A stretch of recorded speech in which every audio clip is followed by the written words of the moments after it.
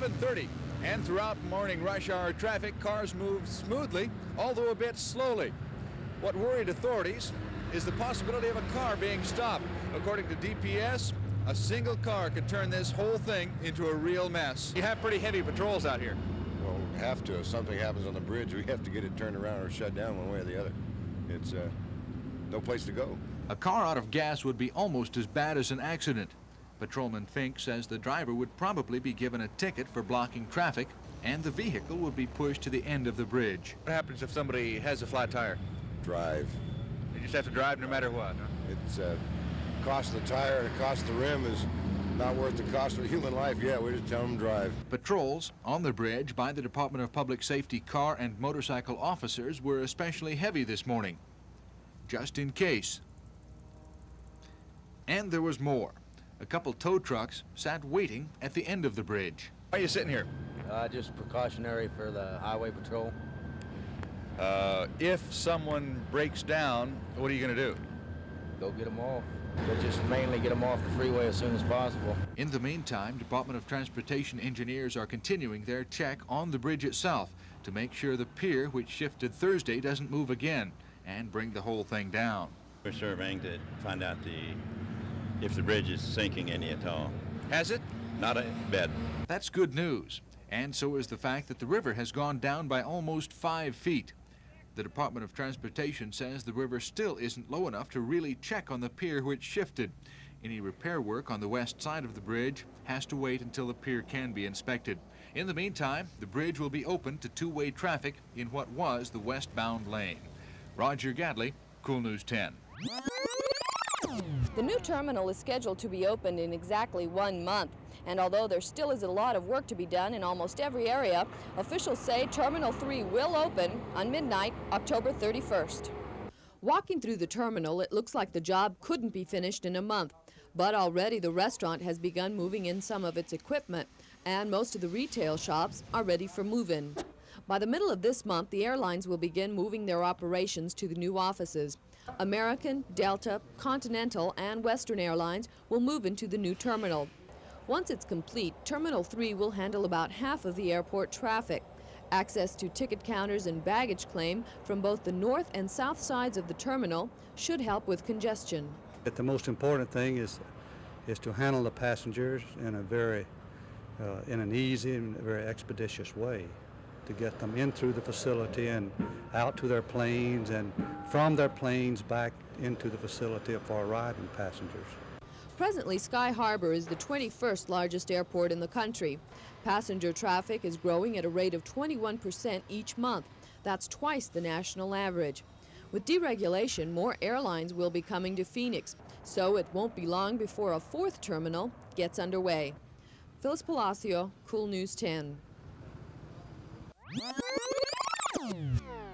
According to concession operators here at Sky Harbor, there was a somber, almost nervous quality at the airport yesterday. Well, most of that's worn off, but that doesn't mean that the air crash doesn't still weigh on people's minds. Yes, I'm frightened. Really? Mm-hmm. Then why are you flying? It's the quickest way to get home. It was 31 hours by train. I am very apprehensive about the airplane, I have to admit. But you're still going to fly? But, oh, definitely, yeah. I'm still going to fly. I love to fly, and, you know, that's not going to stop me from flying, but I really wish they'd look at the equipment. I've had a couple second thoughts about it, but it doesn't really worry me. And there was even a well-known personality at the airport today who was on his way to California. He flies often and says he thinks about crashes. And the only thing that makes me think is that you never really know when you're going to go, and anything I want to do with my life, I'd better be doing it now. But it doesn't make you stop flying? No, because I'd have to give up my business or not ever come back to Phoenix again. I love living out in the Cave Creek area. The plane which crashed in Chicago did so after an engine fell off just after the plane left the runway. It was a DC-10, much like this one. We flew south of Phoenix in a twin-engine Cessna to see what it's like to fly a multi-engine plane which has lost power in one engine. I'm not a pilot. Next to me is Larry Young, the chief pilot for Sawyer Aviation, a man with 40 years' experience in the air. We were just above 4,000 feet. He cut the power to one engine, a normal training maneuver for someone learning to fly multi-engine airplanes. Notice the white knuckles. There was a smooth but powerful jerk to the left, a yawing motion, and it seemed as if the plane wanted to flip over onto its back. But it flew. Young told us the DC-10 should have had enough power in its remaining 2 engines to pull out. He says, though, when an engine is torn from the wing, it can take control mechanisms with it, or even damage the aerodynamics of the plane itself. In addition, the violent loss of an engine on takeoff may not give the crew enough time to regain control of the airplane. Back at Sky Harbor, an American Airlines DC-10 was being prepared for takeoff. Before the passengers even boarded, the final check was being performed by the flight engineer. A visual check of the engines, which ground maintenance people had already checked in detail. American Airlines flies an average of 4 DC-10s a day out of Phoenix. A spokesman for the company says no extra checks are being done right now because everything that could be checked is being checked. Roger Gadley, Cool News 10, Sky Harbor Airport. A cigarette started it. Moments later, the 11th floor of a luxury high-rise apartment building in Los Angeles was inflamed. This could easily happen here. Certainly could. That sort of situation can happen in any high-rise building, particularly one that doesn't have sprinklers, as the majority of high-rise buildings don't have sprinklers yet. Thousands of people work and live in high-rise buildings in Phoenix. And what if a fire broke out in one of the upper floors? Do these modern buildings have modern sprinkler systems to fight fires? We took a quick survey. The Valley National Bank? No. The First National Bank? No again. The Arizona Bank Building? Yes. The Hyatt Hotel? Yes. The Adams Hotel? Yes. The Lures Tower?